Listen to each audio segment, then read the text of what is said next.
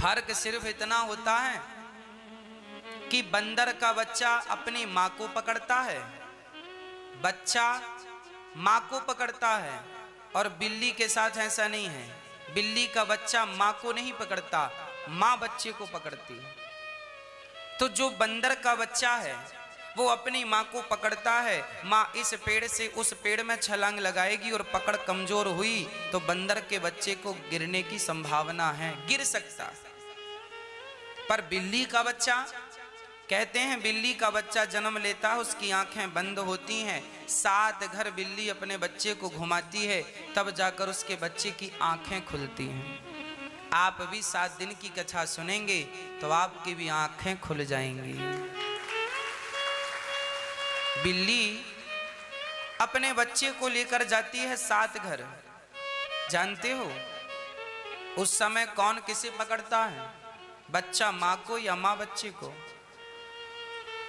कौन किसे?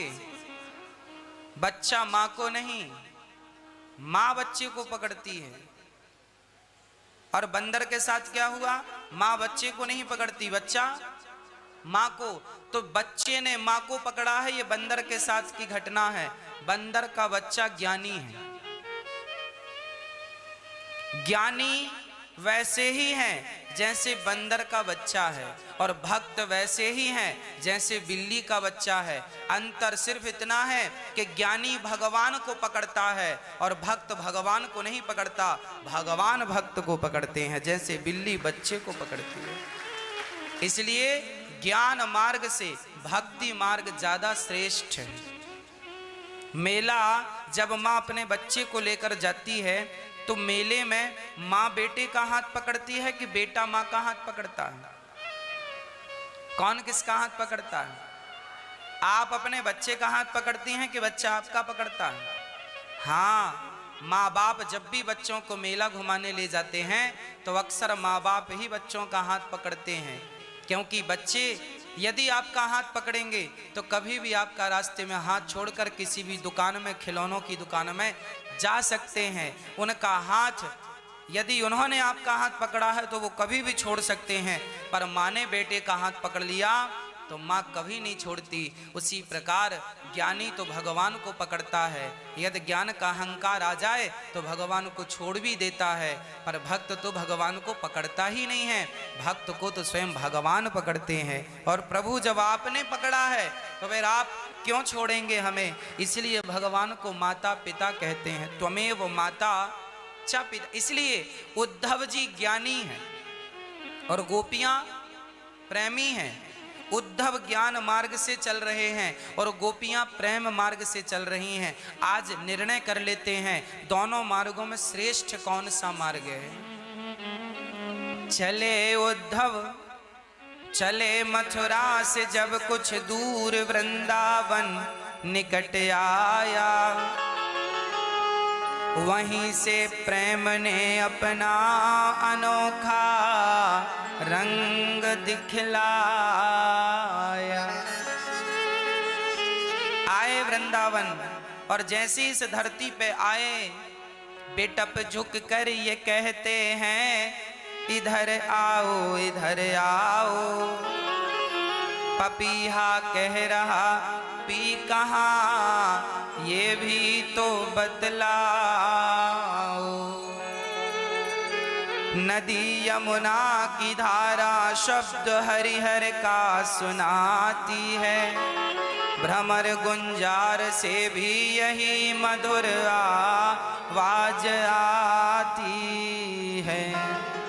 क्या आवाज है? प्रेम जगत में सार, और कुछ सार नहीं, मन कर ले प्रभु से प्यार, और कुछ सार नहीं।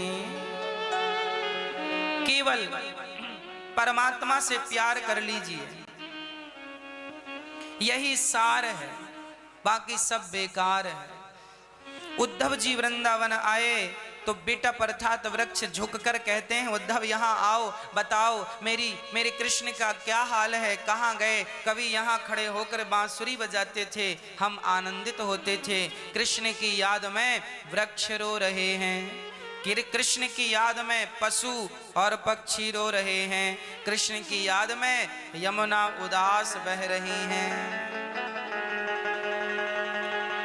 उद्धव जी को समझ नहीं आया, तभी उद्धव जी रथ से उतरे और यहाँ की हवा का आनंद लिया। तभी उनका दुपट्टा कांटों में उलझ गया, उलझ कर वस्त्र में कांटे लगे उद्धव को समझाने। उद्धव जी दुपट्टा सुलझाने लगे तो फट गया। उद्धव ने कहा वाह, हम वृंदावन आए और तुमने हमारा दुपट्टा फाड़ दिया। तब कांटों से आवाज आई, उद्धव वृंदावन आए हो ज्ञानी बनकर, जैसे हमने तुम्हारे दुपट्टे को फाड़ा है ना, ऐसी हमारी प्रेमी गोपियां तुम्हारे ज्ञान के दुपट्टे को, ज्ञान के पहाड़े को फाड़ देंगी। उलझ कर वस्त्र में कांटे लगे उद्धव को समझाने, तुम्हारा ज्ञान पर्दा फाड़ देंगे प्रेम दीवाने। जाओ, ये ज्ञानियों की नगरी नहीं है, वृंदावन आए हो ज्यादा ज्ञानी मत बनो, ये प्रेम की नगरी है। यहाँ प्रेम है, यहाँ तो केवल कृष्ण कृष्ण जपो, केवल श्री कृष्ण श्री राधा कृष्ण राधे कृष्ण। बैठ जाओ और बस राधे कृष्ण का जितना जाप कर सकते हो कर लो, वो तुम्हारा है।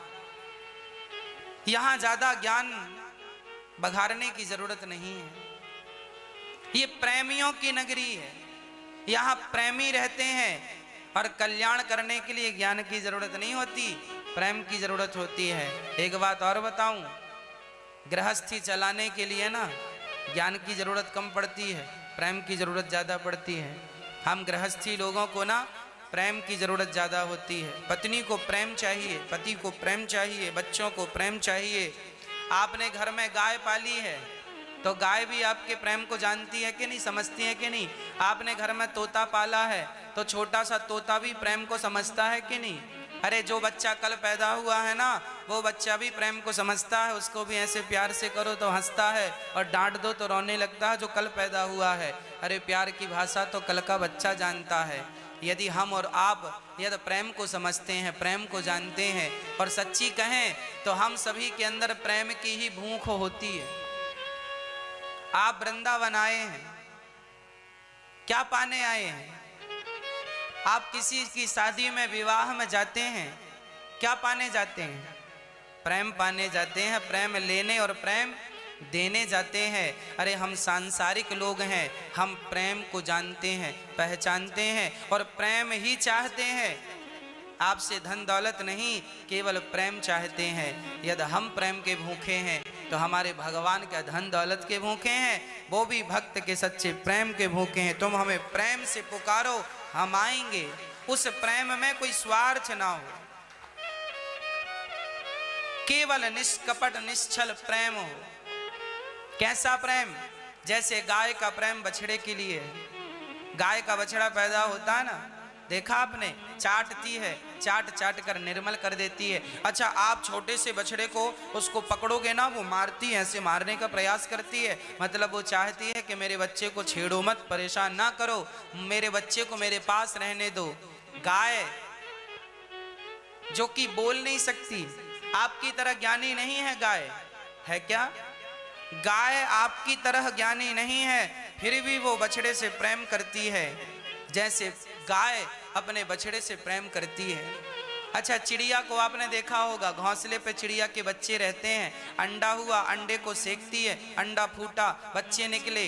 जब बच्चे निकल आए ना तो चिड़िया दाना लेने जाती है, कीड़े पकड़ कर लाती है ना, और कीड़े पकड़ कर लाती है और बच्चों के मुंह पे डालती है। उनके बच्चे ऐसे चोंच फाड़ लेते हैं, ये चिड़िया वो ऐसे चोंच फाड़े हैं, ये उनकी चोंच के अंदर 3 बच्चे हैं चिड़िया के, तो थोड़ा सा एक में डालती है, फिर दूसरे बच्चे के चोंच में डालती है और तीनों को बराबर बांटती है। मैंने चिड़िया को खिलाते देखा है। जब चिड़िया अपने बच्चों को दाना खिलाती है तो आप कभी चुपके से देखना, 3 बच्चे होंगे ना तो वो तीनों को बराबर दाना डालती है और उसकी चोंच के अंदर डालती है। उसको पता है ना ये खा नहीं सकता, ऐसे रखूंगी तो उसका वो मुंह फाड़ देता है, वो उसके मुंह पे डाल देती है। मतलब जैसे चिड़िया अपने बच्चों से प्यार करती है, जैसे गाय अपने बछड़े से प्यार करती है, जैसे माँ अपने बेटे से प्यार करती है, इन सब का प्यार निष्कपट होता है, निश्चल होता है। जैसे माँ का प्यार बेटे के प्रति बिल्कुल निष्कपट है, कोई स्वार्थ नहीं है माँ का। माँ ने तो अपना पेट तक फटवाया है, कई बार तो डिलीवरी के टाइम माताएं मर जाती हैं बच्चों के लिए, वो मरने को तैयार है पर उसके बच्चे की जिंदगी बचे। यदि कोई कहे कि तेरा बच्चा और तू दोनों में से एक को मरना पड़ेगा, बोल, यमराज कहें बोल मैं किसे ले चलूं, तो माँ तुरंत कहेगी मेरे बेटे को रहने दो, मेरा टाइम अब पूरा हो गया, मुझे ले चलो, मेरे बेटे को मत ले जाओ, मेरी उम्र बेटे को दे दो। और बेटा जिए, मैं बहुत जी ली, मेरी जिंदगी हो गई पूरी, अब मुझे ले चलो। जैसे माँ का प्यार बच्चे के लिए बिल्कुल निश्चल है, निष्कपट है, उसी प्रकार ऐसा प्यार यदि भक्त का भगवान से हो जाए तो कल्याण हो जाएगा। जैसा प्यार गाय का बछड़ा से है, जैसा चिड़िया का बच्चों से है, जैसे माँ का पुत्र से है, ऐसा भक्त का भगवान से हो जाए, यही प्यार है। इसी प्रेम को गोपियों ने किया है और प्रेम किया तो कृष्ण उन प्रेम के ऋणी बन गए।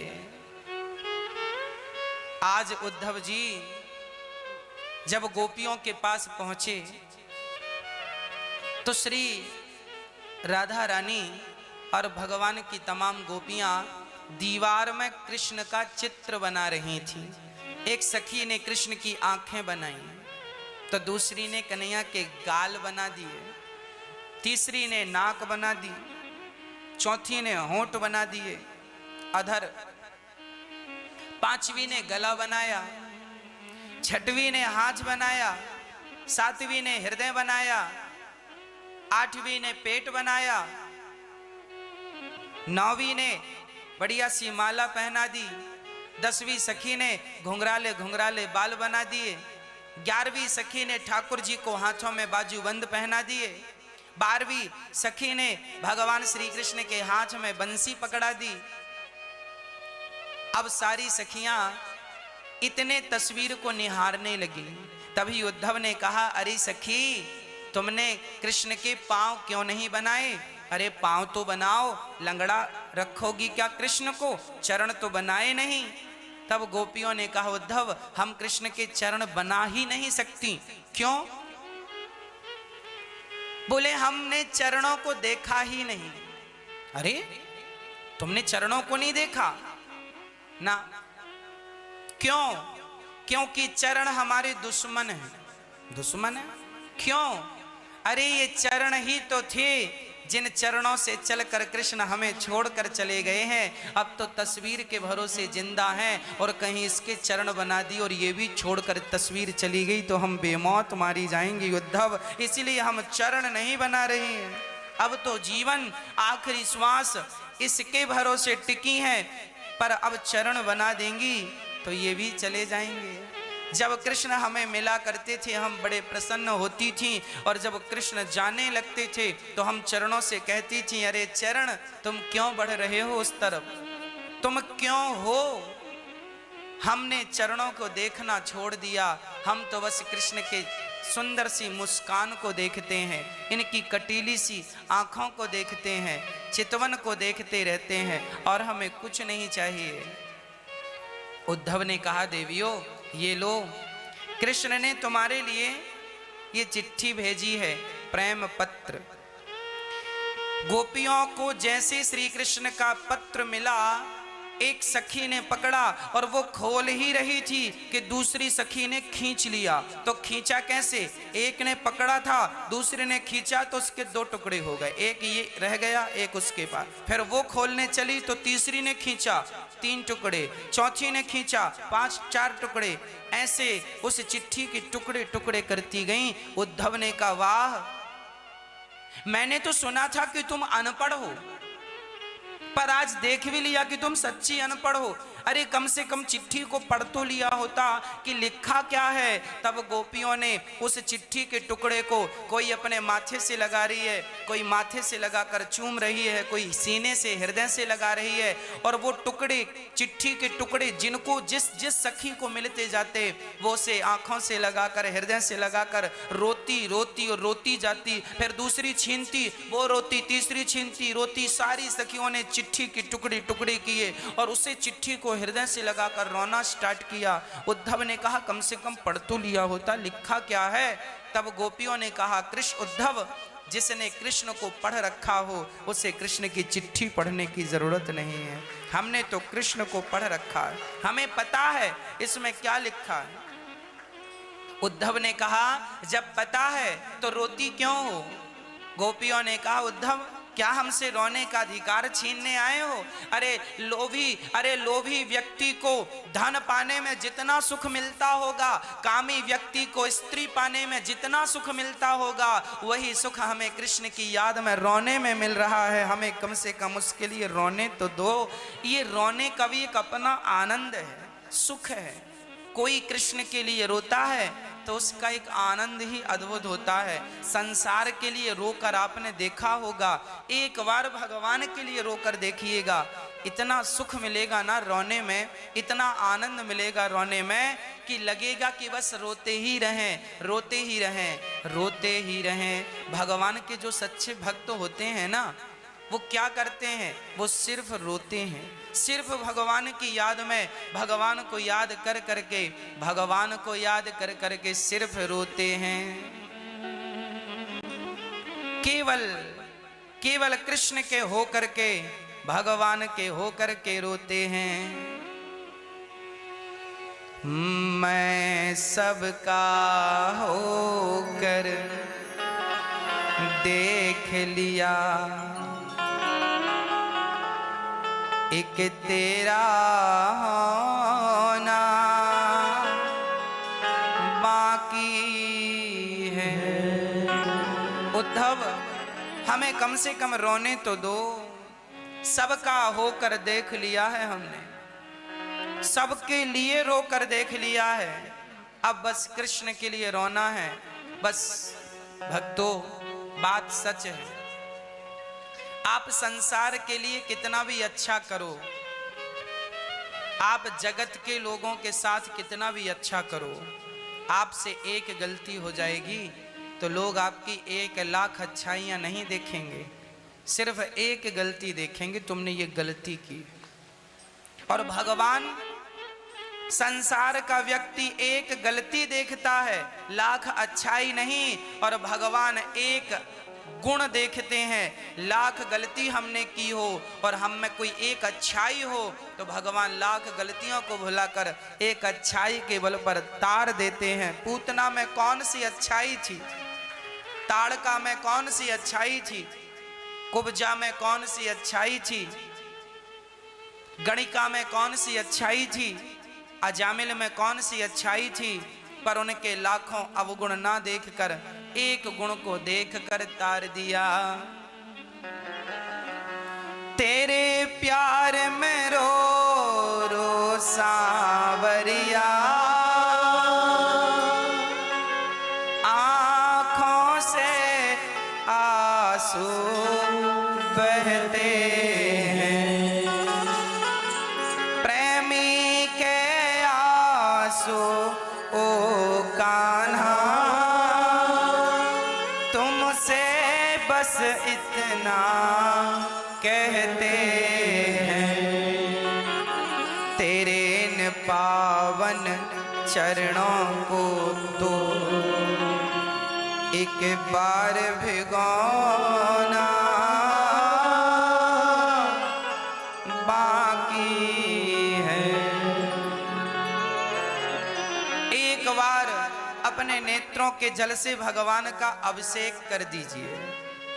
भगवान के प्रेम में, भगवान की याद में इतना रोइए कि भगवान का स्नान हो जाए।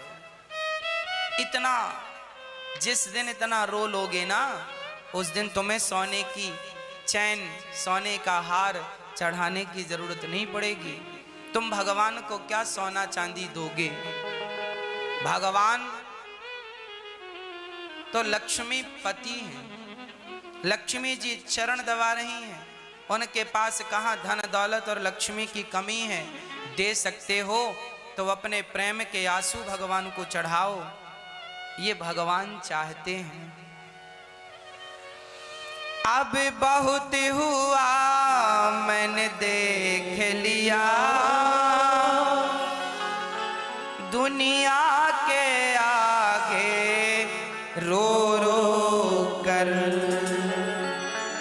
जिनको मैंने अपना समझा उनसे ही खाई है ठोकर।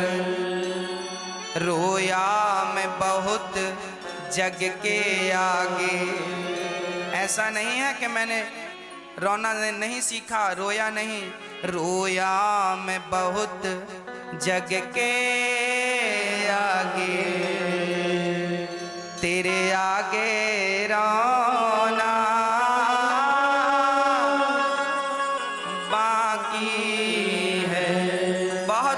सबके आगे, बस अब तो कृष्ण के आगे, बिहारी जी के आगे, श्याम सुंदर के आगे रोना बाकी है।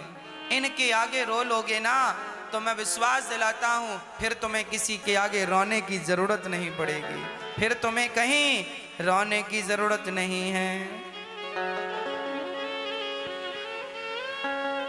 सारी गोपियां कृष्ण से कहती हैं, कन्हैया कृष्ण कब आओगे, कृष्ण कब आओगे, कृष्ण कब आओगे, कृष्ण कब आओगे।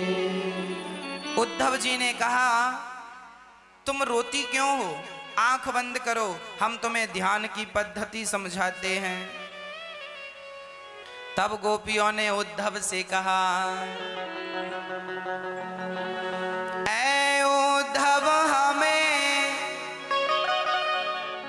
ज्ञान की पोथी न सुनाना, क्यों हम प्रेम दीवानी हैं, वो प्रेम दीवाना।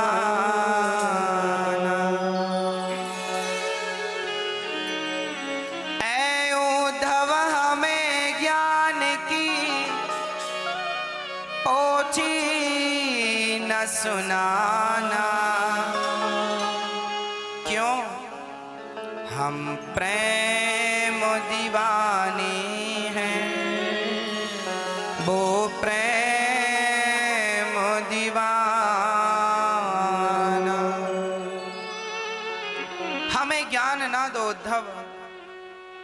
गोपियों ने कहा, तन मन जीवन श्याम का, श्याम हमारा काम, रोम रोम में रम रहा, वो मतवाला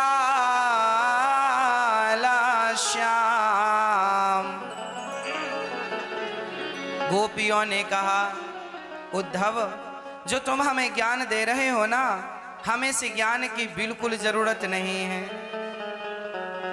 हम प्रेम दीवानी हैं, वो प्रेम दीवाना। तन मन जीवन श्याम का, श्याम हमारा काम, रोम रोम में रम रहा, वो मतवाला श्याम। इस तन में अब योग का, इस तन में अब योग का नहीं कोई ठिकाना। ऐ उद्धव हमें ज्ञान की पोथी न सुनाना। एक गोपी बोली, उद्धव हमें ज्ञान ना सुनाओ, हम प्रेम की प्यासी हैं, हमें सिर्फ प्यार चाहिए। प्रेम की कोई बात करने आए हो सो करो, हमें तुम्हारी ज्ञान की पोथी समझ में नहीं आती। एक सखी ने कहा, हमें तो बस इतना समझ में आता है कि 2 दिन का कह के गया था और लौटा नहीं। ऐ उद्धव, जिसे तुम भगवान कह रहे हो वो देखो कितना झूठा है, कह के गया था लौटा ही नहीं, और हम रोती जा रही हैं। एक सखी रो रही है, रोती जा रही है, रोती जा रही है, रोती जा रही है। उद्धव ने कहा, उन्होंने कहा था 2 दिन में आऊंगा, नहीं आए, उनकी मजबूरी थी, सारे बच्चे निकाल देते। इसका अर्थ यह हुआ कि जिससे तुमने प्रेम किया था वह तुम्हारे प्रेम का मूल्य नहीं चुका सका, नहीं दे सका। पत्नी पति से प्यार करती है, पति से प्रेम करती है, तो क्या पति आपके प्रेम का सही मूल्य देता है? प्रेम का सही मूल्य क्या है? क्या पत्नी चुका सकती है प्रेम का मूल्य? क्या पुत्र चुका सकता है? क्या पिता चुका सकता है? सच कहूं मेरी माँ, प्रेम इतना अनमोल है, प्रेम इतना कीमती है कि उसका सही मूल्य ये दुनिया के लोग नहीं दे सकते। सुदामा ने प्रेम किया था कृष्ण से, किया ना? जब सुदामा ने प्रेम किया कृष्ण से तो सुदामा जी पैदल चलकर द्वारिका गए, और जब द्वारपाल से कहा, भैया हमें जरा कृष्ण से मिलना है, द्वारपाल ने जाकर संदेशा सुनाया कि भैया प्रभु जी, हे प्रभु, आपका कोई बचपन का मित्र आया है। अच्छा, क्या चाहता है? आपका दर्शन चाहता है। क्या नाम है? सुदामा। जैसे ही सुदामा सुना, श्री कृष्ण अपने सिंहासन छोड़कर अपने मित्र के लिए नंगे पांव दौड़ पड़े। अब बताओ, एक राजा एक भिखारी के लिए क्यों दौड़ेगा? आपका दोस्त बड़ा आदमी हो जाए ना तो आपकी तरफ देखना छोड़ देगा।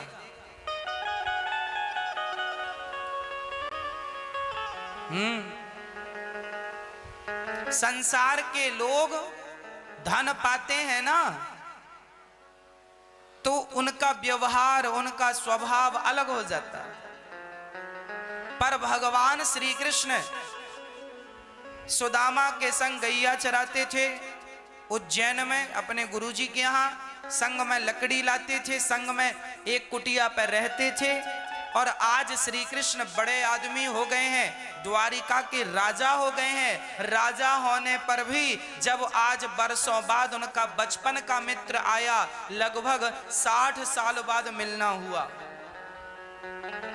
सुदामा जब गए थे बुढ़ापे में तो गए थे 60 साल की उम्र में, 60-65 साल की उम्र रही होगी, और बचपन में दोस्ती हुई थी जब उम्र 10 साल, भगवान की उम्र उस समय 12 और 13 के बीच में थी जब पढ़ने गए।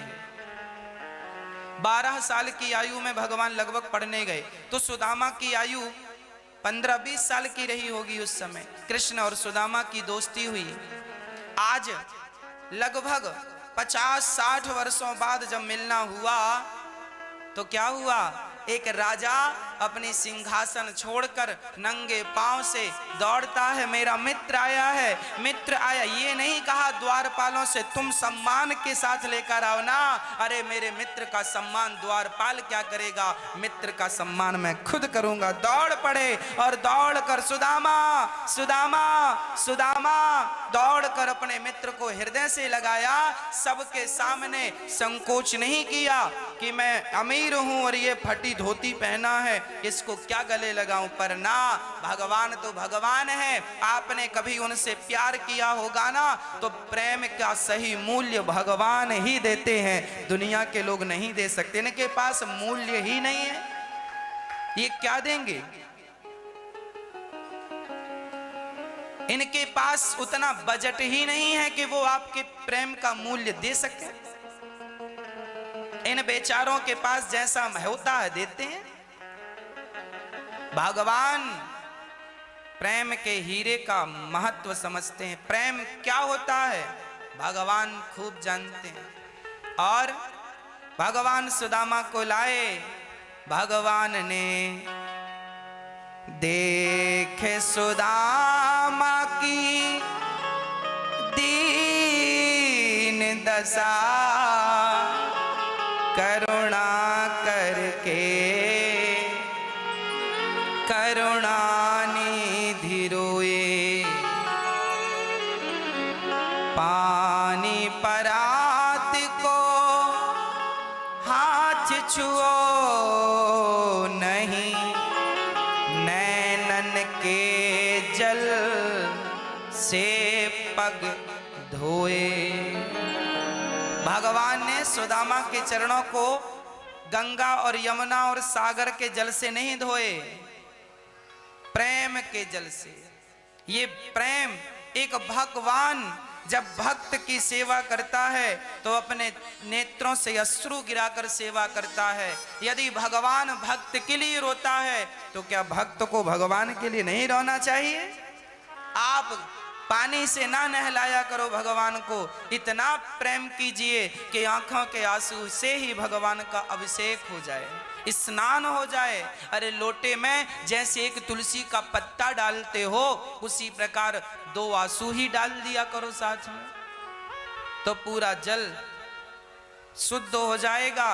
गंगा के जल से भी शुद्ध तुम्हारे नेत्रों का जल है, पर वो भगवान के लिए बहेंगे आंसू तो संसार के लिए बहेंगे, बेटा बेटी नाती पोता के लिए तो ये आंसू कोई अर्थ नहीं इनका। अर्थ यह हुआ, प्रेम का सही मूल्य कौन दे सकता है? भगवान। इसलिए भगवान से प्रेम किया करो, जमाने से प्रेम ना करो। फिर आपका प्रश्न खड़ा होगा, महाराज जी फिर हम अपनी पत्नी से क्या कहें? अभी तो कहना पड़ता है हम तुमसे बहुत प्यार करते हैं। फिर पति से क्या कहें? अभी तो कहना पड़ता है हम तुमसे बड़ा प्यार करते हैं। फिर क्या कहेंगे महाराज जी? आप कह रहे हैं प्यार भगवान से करो, तो फिर पति से क्या कहें, पत्नी से क्या कहें, पुत्र से क्या कहें, पुत्री से क्या कहें? बेटे से भी तो कहना पड़ता है ना, बेटा हम तुम्हें बहुत प्यार करते हैं। फिर क्या कहेंगे? तो सुनो, इसका भी मेरे पास समाधान है, उपाय है। क्या उपाय है? बोले भगवान ने हर चीज 2-2 दे रखी हैं। आंख कितनी? 2। कान कितने? 2। हाथ कितने? पांव कितने? अंदर किडनियां कितनी? भगवान ने बहुत सारे अंग 2-2 दिए। नाक में ये देखो, नाक भी 2, एक में ही 2 छेद कर दिए। भगवान ने आंख 2 दी हैं, एक से भी तो काम हो सकता था। कान 2 दिए हैं, एक से भी तो काम हो सकता था। जानते हो क्यों 2 दिए हैं? भगवान ने हाथ 2 इसलिए दिए हैं कि एक हाथ तुम अपने परिवार के लिए बढ़ाना, पत्नी पति पुत्र परिवार व्यापार के लिए बढ़ाना, तो दूसरा हाथ सदा दान धर्म पुण्य के लिए करते रहना, बढ़ाते रहना। ये दूसरा हाथ धर्म के लिए। 2 आंख इसलिए कि एक आंख से पत्नी पति परिवार व्यापार को देखो, पर दूसरी आंख सदा बिहारी जी के चरणों में लगी रहे, भगवान के चरणों में लगी रहे, उनको देखने में, इसलिए 2 आंखें दी हैं। कान 2, एक कान से पत्नी की पति की परिवार की पुत्र की व्यापार की सुनो, पर दूसरे कान से सदा भगवान की कथा सुनते रहना, इसलिए 2 कान। 2 पांव इसलिए कि एक पांव से चलकर पत्नी और पति और पुत्र और परिवार और व्यापार के लिए चलना, पर दूसरा पांव सदा भगवान के दर्शन के लिए, रंगनाथ भगवान के दर्शन के लिए, द्वारिकाधीश जी के दर्शन के लिए, जगन्नाथ भगवान के दर्शन के लिए और बिहारी जी के दर्शन के लिए आपका पांव सदा तैयार रहे, इसलिए बिहारी जी ने 2 पांव की व्यवस्था की है। अब सब चीज 2-2 है। आपका दिल कितने हैं? दिल कितने हैं? एक ही दिल है। अब दिल एक है, तो अब समस्या ये खड़ी हो गई, दिल में किसे रखें? पत्नी को, पति को, पुत्र को, व्यापार को, परिवार को, या भगवान को? दिल में किसे रखोगे? भगवान को। तो फिर पत्नी को कहां रखोगे? पति को कहां रखोगे? दिल में रखो भगवान को, और पत्नी को दिल में ना रखा करो, पति को दिल में ना रखा करो। इनको कहां रखे महाराज? इनको दिमाग में रखो। यहां क्योंकि भगवान ने दिल और दिमाग दो चीजें दे रखी हैं। जो चीज दिल में होती है ना वो कभी नहीं निकलती। प्रैक्टिकल करके देखो। एक बहू मेरे पास आई, गुरुजी सास ने गाली दे दी। मैंने कहा भूल जाओ। कैसे भूल जाएं, दिल में लग गई। अब दिल में लगी है तो तुम्हारी सास ने 10 साल पहले गाली दी थी, वो भी अभी तक याद है, बिल्कुल ज्यों की त्यों, क्योंकि दिल में लगी है। जो चीज दिल में होती है ना डिलीट नहीं होती, और जो चीज दिमाग में होती है डिलीट हो जाती है। जैसे आपने पति से कहा सोनो जी बाजार जा रहे हो, 2 किलो शक्कर लेते आना। पति बोला ले आऊंगा। पति बाजार से आया, पत्नी ने कहा शक्कर लाओ। 2 शक्कर कहाँ है? अरे तुम्हारी बात दिमाग से निकल गई। छोटी मोटी बातें कहां से निकलती हैं? आप लोग कहते हैं ना ये बात दिमाग से निकल गई। मतलब जो बात दिमाग में होती है निकल जाती है, जो दिल में होती है नहीं निकलती। तो भगवान को दिल में रखो ताकि ना निकले, और परिवार को दिमाग में रखो ताकि मरने के पहले सब निकल जाए, बिल्कुल मोक्ष हो जाए, सब कचरा खत्म। मरने के पहले दिमाग का कचरा डस्टबिन में डाल देना, खत्म। ना कोई पत्नी, ना पति, ना बेटी, ना बेटा। मरने के पहले साइलेंट, संसार से मन हटाओ। कोई पत्नी नहीं थी, पत्नी है पत्नी, अब मर रहे हैं, 5 मिनट बचे हैं मरने के लिए, शांति से मरते जाओ। अभी भी पत्नी, अब क्या कर लेगी तुम्हारी पत्नी, और क्या कर लेगा तुम्हारा बेटा, और क्या कर लेगा तुम्हारा पैसा, और क्या कर लेगी तुम्हारी प्रतिष्ठा। इसलिए सब दिमाग में रखो, समय से निकाल देना, और भगवान का चिंतन करते सब निकाल लो, और फिर मन से भगवान का चिंतन करते रहो। श्री कृष्ण श्री कृष्ण श्री कृष्ण कहते हुए मन को भगवान के चरणों में लगाओ, और उसी समय आपके प्राण निकल जाएं। यह उत्तम मरना है। क्या कुत्तों की तरह मरते हैं लोग? हाँ, मेरा बेटा कहाँ है, बेटा कहाँ, मर गए। ये कुत्तों की मौत इसी को बोलते हैं।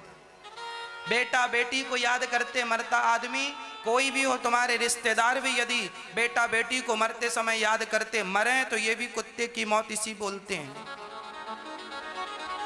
सार्थक मृत्यु वो है जो मरते समय सबसे मन हट जाए, शांत चित्त से केवल श्री कृष्ण, केवल श्री कृष्ण श्री कृष्ण श्री कृष्ण, श्रीमन नारायण नारायण हे नारायण, श्रीमन नारायण चरणौ शरणम प्रपद्ये। हे प्रभु मैं आपको कभी भूलूं नहीं।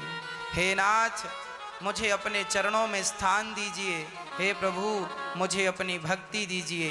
हे नाथ, हे कृष्ण मुझे अपने चरणों की भक्ति दीजिए। ये कहते कहते प्राण निकल गए, तो सोचो कितना उत्तम मरना हुआ तुम्हारा। और मेरा नाती बुलाओ, कहाँ है, नाती को देख लूं। जीवन भर देखा बुढ़ऊ ने, फिर भी मरते टाइम बोलता नाती दिखाओ।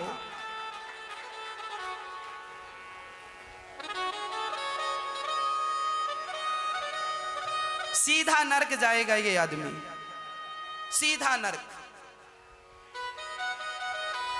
इसलिए दिल में भगवान और दिमाग में संसार मिक्स ना कर देना, उल्टा ना करे। लोग उल्टा कर देते हैं, दिल में तो संसार को बिठा लेते हैं और भगवान को दिमाग में रखते हैं। अब किसी महफिल में जाने की हमें फुर्सत नहीं। एक था दिल मिल गया वो शाम से, एक था दिल मिल गया वो शाम से। अब कहीं दिल को लगाने की हमें फुर्सत नहीं। कहाँ दिल लगाएं? दिल भगवान के चरणों में, भगवान के चरणों में। भगवान के चरणों में लगा लो। ये जो आंखें हैं हमारी, ये जो आंखें हैं हमारी, मिल गई हैं श्याम से। अब कहीं आंखें मिलाने की हमें फुर्सत नहीं।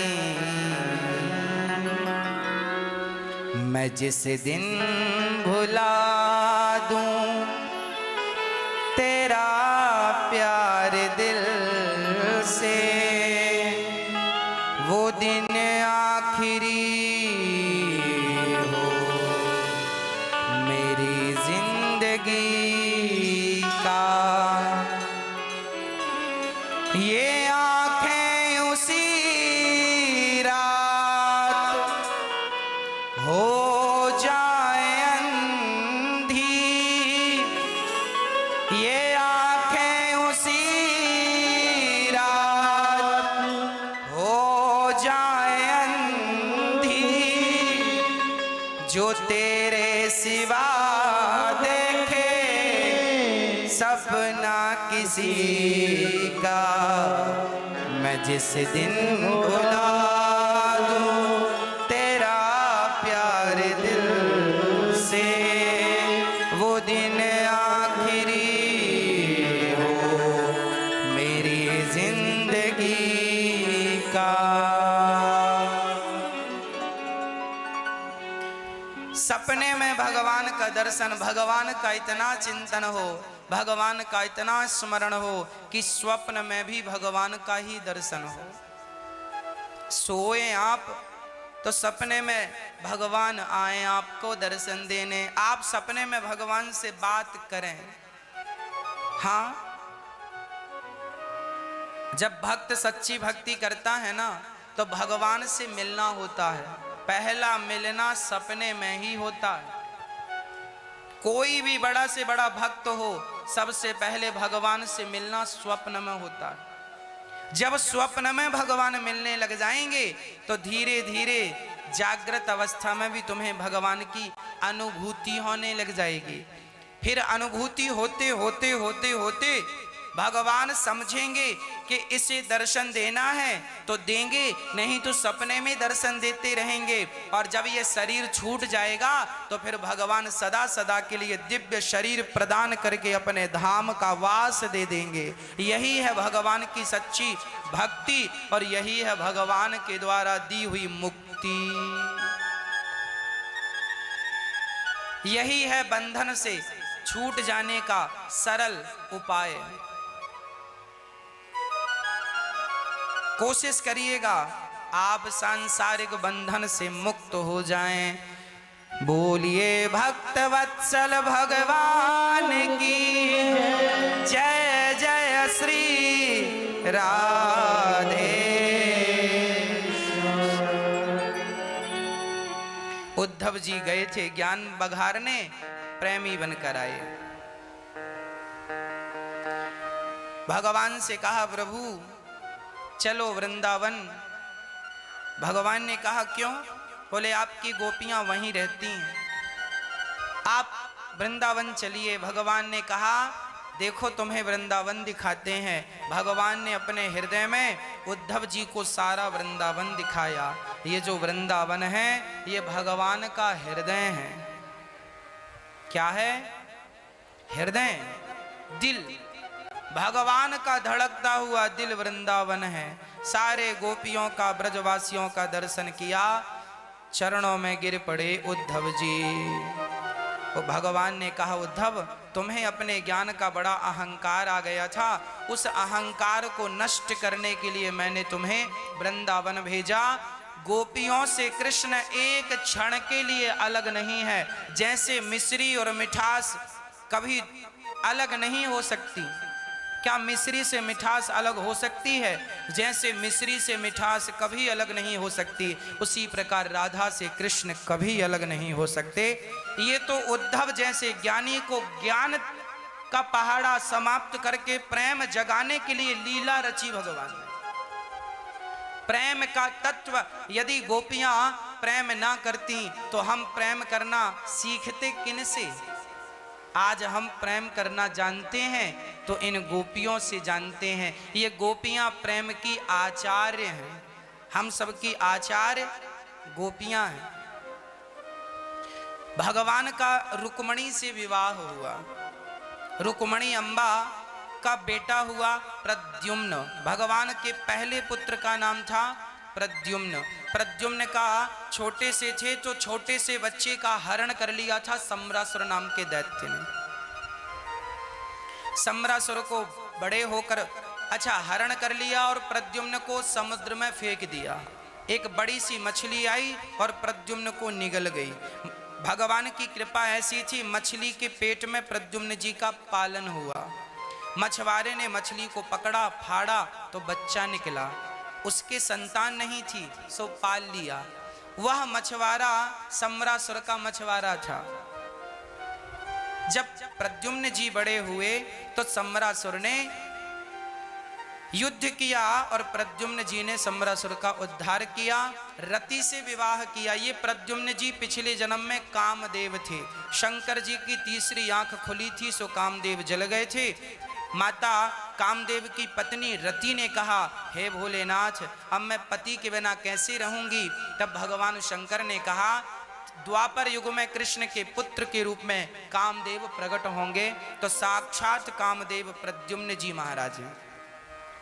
प्रद्युम्न जी के पुत्र हुए हैं अनिरुद्ध। राजा परीक्षित ने कहा, गुरुदेव, हमने तो सुना है भगवान के 16,108 विवाह हुए और आपने तो एक ही विवाह की कथा सुनाई।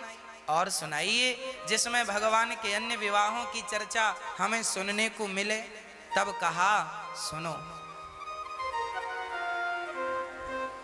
भगवान का दूसरा विवाह जामवंत की बेटी जाम्बवती से हुआ। ये जामवंत जी त्रेता युग वाले जामवंत हैं। उनकी बेटी से कहा था, राम जी मेरी बेटी से विवाह कर लो। राम जी ने कहा, हम तो एक पत्नी व्रता हैं, अभी एक अगले जन्म में कर लेंगे आपकी बेटी से विवाह। उन्होंने कहा, तब तक तो हमारी बेटी बुढ़ी हो जाएगी, मर जाएगी ना। तुम बाप बेटी पर काल का कोई प्रभाव नहीं पड़ेगा, जाओ। तो जामवंत की बेटी भगवान कृष्ण के द्वारिका में एक सूर्य भगवान के भक्त रहते थे। नाम था सत्राजित। आसित सत्राजितः सूर्यो भक्तस्य परमः सखा प्रीतस्तस्मै मणिं प्रादात् सूर्यस्तुष्ट्यः स्यमन्तिकम्। एक सूर्य भगवान के भक्त रहते थे। उन्होंने सूर्य भगवान से एक मणि प्राप्त की। वो इतनी बढ़िया मणि थी, 100 किलो सोना रोज देती थी। एक दिन भगवान ने कहा, सत्राजित जी, इतनी महंगी मणि आपके पास है, क्या करोगे? राज खजाने में जमा करो तो प्रजा का कल्याण होगा। सत्राजित जी ने मना कर दिया, मैं नहीं दूंगा। भगवान ने मांगा नहीं दोबारा। एक दिन सत्राजित का भाई प्रसेन उस मणि को पहनकर जंगल गया और जंगल में शेर ने प्रसेन को मार डाला और जामवंत ने शेर को मारकर वो मणि ले जाकर अपनी बिटिया को दे दी, जो कि वो जंगल में रहते थे।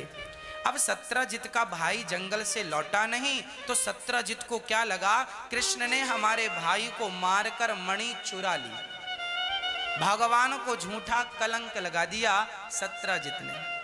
अब भगवान को जब ये बात पता चली तो भगवान इस कलंक को दूर करने के लिए चले। झूठा कलंक भी कई बार लग जाता है, किसी भी प्रकार का कलंक हो सकता है। इसलिए हमें हर प्रकार के कलंक से बच के ही रहना चाहिए, है ना। जो गणेश चतुर्थी की चंद्रमा को देखता है उसे झूठा कलंक लगता है। जब भगवान श्री कृष्ण के विवाह का दूसरे विवाह और तीसरे अर्थात जाम्बवती और सत्यभामा के विवाह की कथा सुनता है, जैसा कि हम आपको अभी सुना रहे हैं। जब ये कथा सुनी जाए भगवान का दूसरा और तीसरा विवाह कैसे हुआ, तब जाकर के उस पाप से, जो चंद्रमा को देखने से पाप लगता है, कौन सी चंद्रमा को, जिस दिन गणेश जी बिठाए जाते हैं, चतुर्थी, गणेश चतुर्थी, उस दिन के चांद को नहीं देखते। ये बात रामचरितमानस में भी लिखी है। कहाँ लिखी है? सुंदरकांड में लिखी है।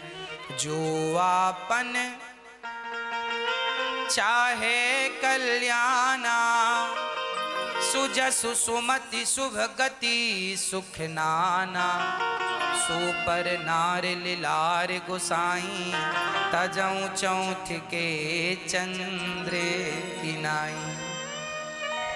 जो स्त्री अपना कल्याण चाहती है वो पर पुरुष को बिल्कुल ना देखे, और जो पुरुष अपना कल्याण चाहता है वो पराई स्त्री को बिल्कुल ना देखे। देखो हमारे शास्त्र कितना बढ़िया मैसेज देते हैं, कितना बढ़िया संदेश देते हैं। शास्त्र कहते हैं कि आप तब सुखी रहेंगे जब आप चरित्रवान बनेंगे। अच्छा, ये बात सही है कि झूठी है? चरित्रवान लोग ज्यादा सुखी हैं या चरित्रहीन लोग ज्यादा सुखी हैं?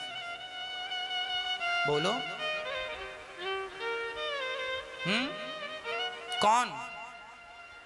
कौन सुखी है बताओ? चरित्रवान ही ज्यादा सुखी है। चरित्रहीन लोग सुखी नहीं है, परेशान है। समाज में इन्हें कोई अच्छी दृष्टि से नहीं देखता जो चरित्र से गिरे होते हैं। समाज इनका सम्मान नहीं करती जो चरित्र से, हाँ, गांव के लोगों को पता चल जाए कि ये स्त्री चरित्र से गिरी है, ये पुरुष चरित्र से गिरा है, तो समाज उन्हें निमंत्रण देना छोड़ देती है। अरे ऐसे लोगों को क्या बुलाएं? ऐसे लोग तो जहां जाएंगे वहां की धरती को दूषित करेंगे।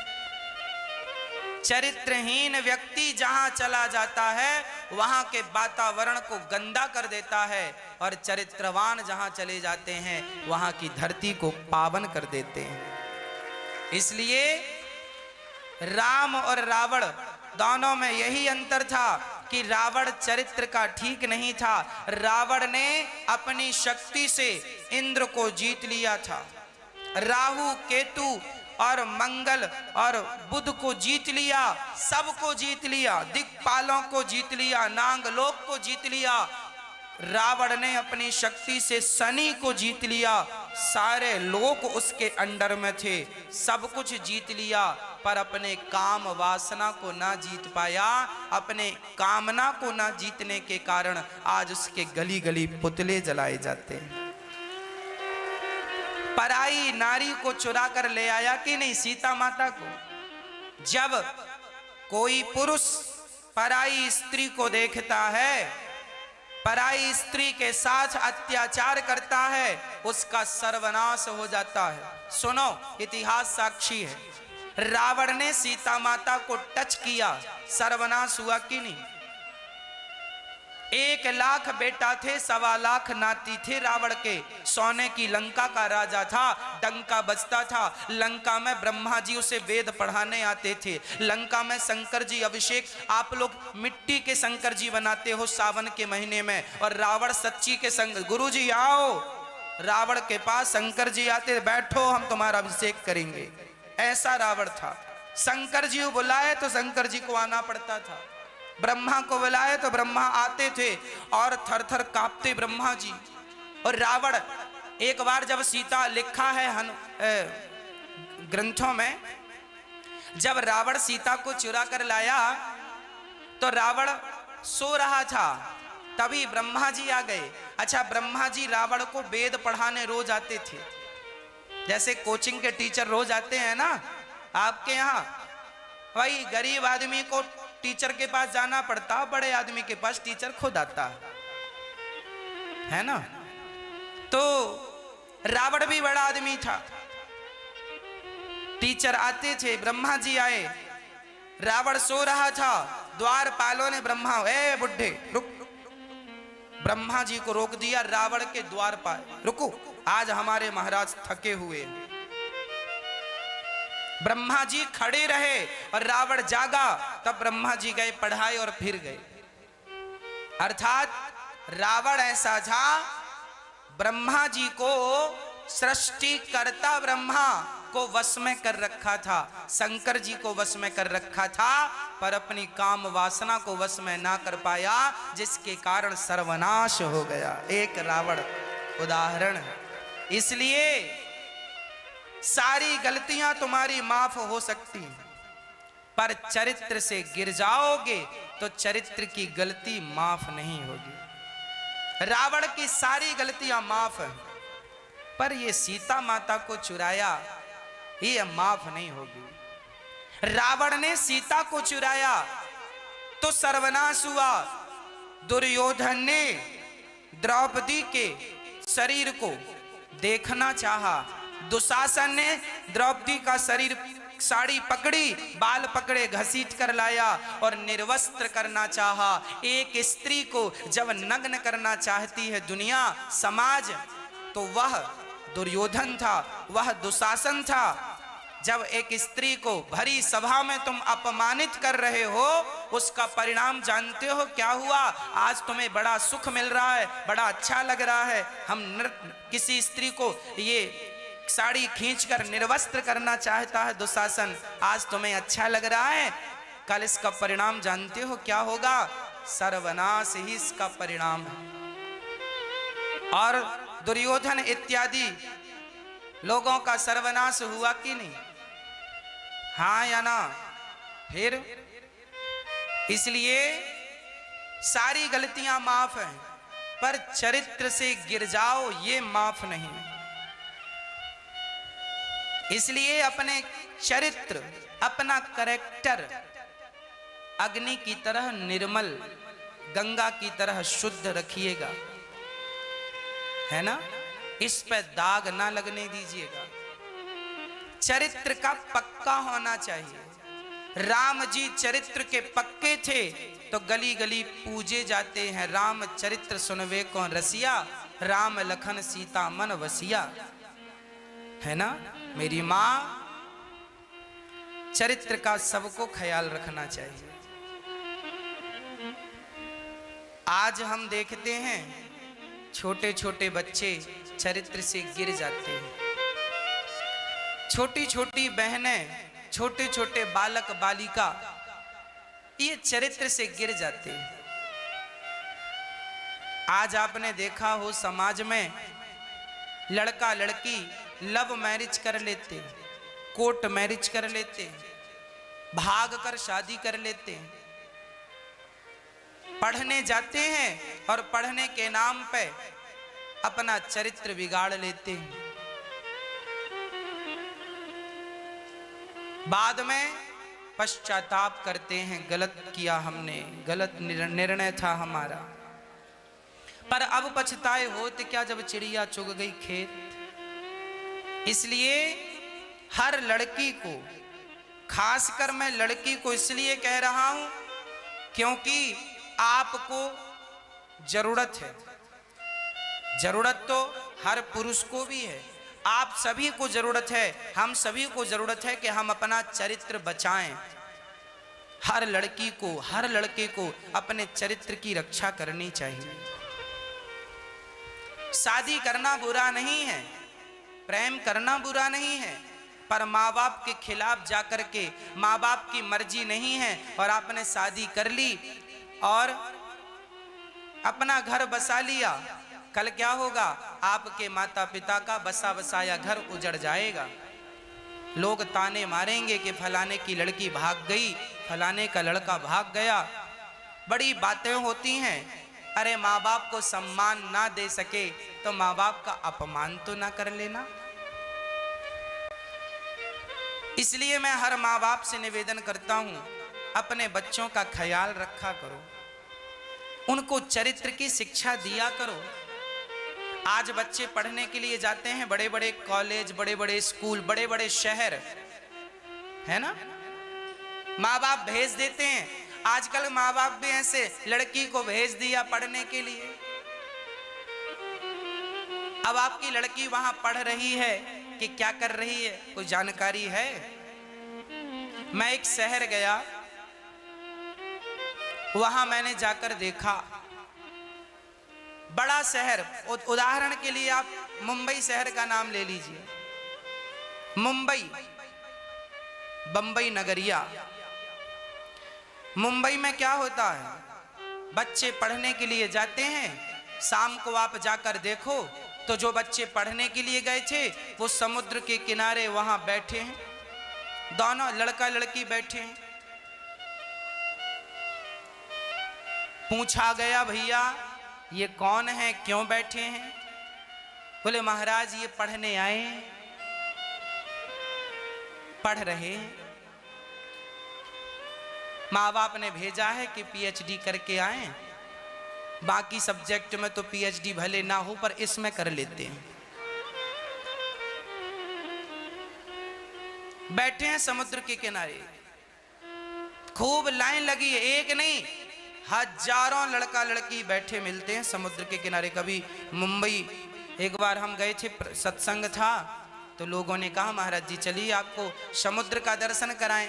हमारे लिए तो समुद्र भी भगवान है, हम तो समुद्र को भी प्रणाम, क्योंकि सारी नदियों का जल जाके समुद्र में मिलता है, हमारे लिए समुद्र तीर्थ होता है।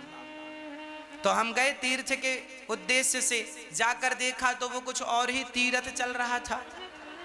लड़के लड़कियां बैठे थे, अंधेरा लग रहा था, वहां बड़े बड़े पत्थर थे, पत्थर में छिपे थे, सब प्रकार से लोग देख रहे थे, हजारों देखने वाले भी, वो बेशर्म से वहां बैठे थे। इसका अर्थ क्या हुआ, अंधा कौन है?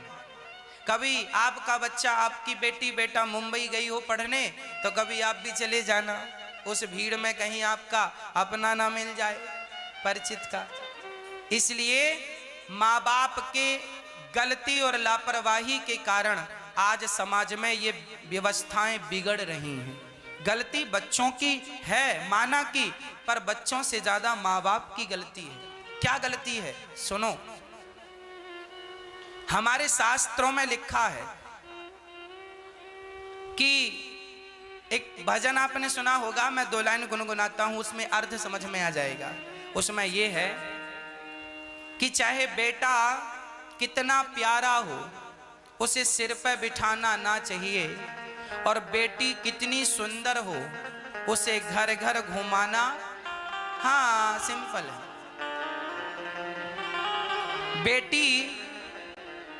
बेटी लक्ष्मी का स्वरूप होती है। जब बेटी का जन्म हुआ था तो आपने क्या कहा था, घर पे लक्ष्मी आई है। और याद रखना मेरी माँ, ये बताओ लक्ष्मी जो होती है उसे आप घर के बाहर रखते हैं कि अंदर? फिर जो लड़की होती है ना, वो 2 कुल की संपत्ति होती है। लड़कियों को बड़ा बुरा लगता है, महाराज जी हमारा भाई तो 10 बजे आता है, माँ कुछ नहीं बोलती, पापा कुछ नहीं बोलते, और हम जरा 10 मिनट लेट हो जाएं तो मम्मी 50 प्रश्न करती है, कहाँ थी, क्यों लेट आई, क्या हो गया। लड़की ने कहा महाराज हम पर बड़ा अत्याचार हो रहा है, भारत की लड़कियां और लड़कों पर माँ बाप का अलग व्यवहार है और लड़कियों के साथ अलग व्यवहार है। हमने कहा बेटा बात ऐसी है, लड़का जो होता है ना ये सरिया की तरह होता, लोहा। सरिये की दुकान में देखा होगा लोहा बाहर पड़ा रहता है, और जो लड़की जात है ना, तुम लड़की जो हो ना, तुम्हारी माँ तुम्हारे पिता तुम्हारी चिंता इसलिए करते हैं क्योंकि तुम्हारा भैया तो सरिया की तरह है पर तुम हीरे की तरह हो। सोने की दुकान में हीरा तिजोरी के अंदर रखता है सोनी, और मांगो तो एक छोटी सी लाल डिब्बी होती है, खोलता है ये रहा हीरा। कीमत कितनी है? इतना सा हीरा है, लाख का, 10 लाख का, 50 लाख का, इतना सा हीरा है, और बड़ा साफ करके पहुंच करके रखता है, अंदर रखता है। अरे भाई लड़का सरिया होता है तो बाहर पड़ा है, रात को भी घर नहीं लौटा तो कहीं पड़ा होगा, पर लड़की हीरा है, इसलिए माँ बाप उसे संभाल कर संजो कर के रखते हैं, क्योंकि लड़के से एक ही कुल तरेगा, लड़की के कंधे पे 2 कुलों की जिम्मेदारी है। इसलिए और तुम लड़कियों, तुम बाहर